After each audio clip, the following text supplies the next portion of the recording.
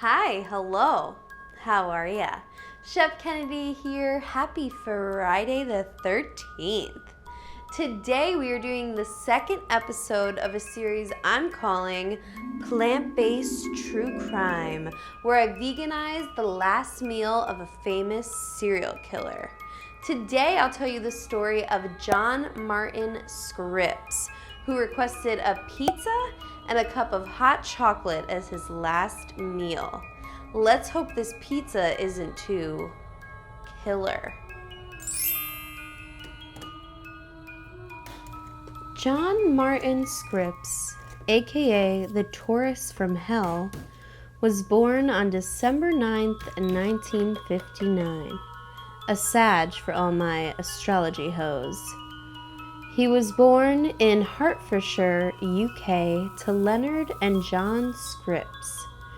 His father, a truck driver, tragically committed suicide when John was only 10 years old. He was known to be a polite young man, but he was also a loner, a telltale sign if you ask me. John began a life of petty crime at the age of 15 and was in and out of jail for most of his life for burglaries and drug charges. Through one of his prison stints, John acquired butchery skills. John Martin Scripps has only 3 confirmed murders, but is linked to at least 3 more. The story I'm about to tell you occurred over a 2-week period.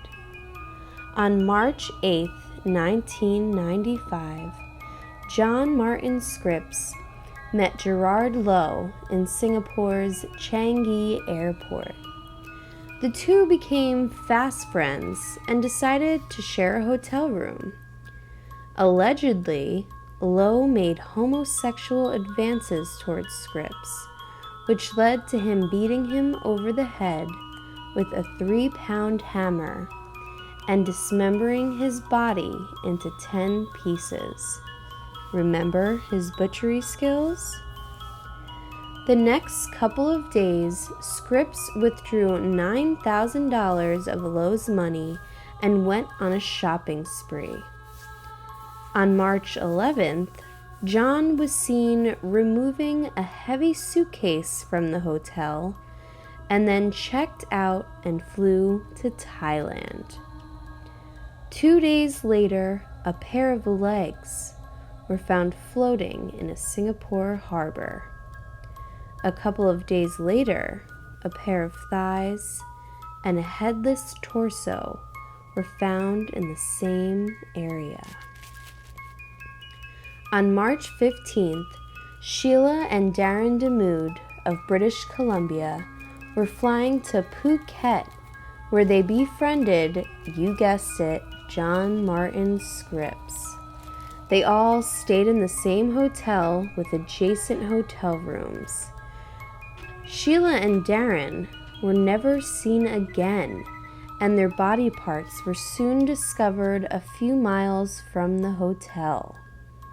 On March 19th, Scripps checked out of the hotel and returned to Singapore, where he was immediately arrested for the murder of Gerard Lowe.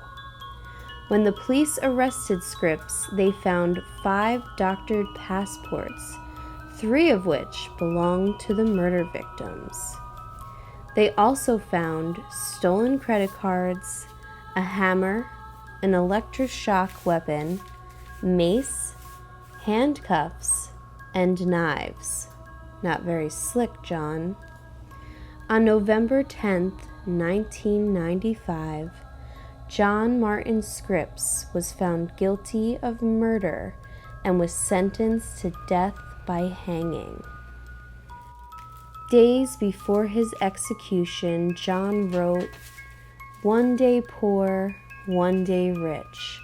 Money folds the pain of hunger, but what will fill the emptiness inside? I know that love is beyond me, so do I give myself to God, the God that has betrayed me?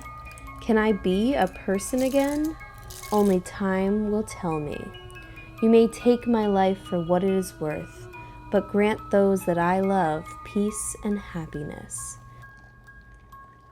As his final meal, Scripps requested a pizza and a cup of hot chocolate before being executed at Shaggy prison on April 19th, 1996.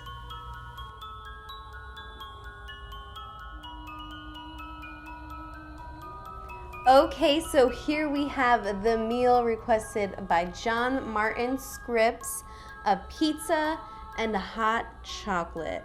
This request is a little bit like 10-year-old boy in my opinion, but hey, I'm here for it, so let's give it a try. All right, this pizza looks so good. I'm so excited to try it.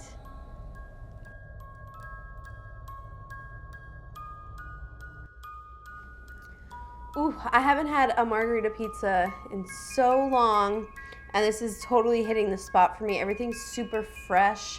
The crust is perfect, that basil on there and the cheese. I'm loving it. And hey, nothing like washing it down with some hot chocolate, right?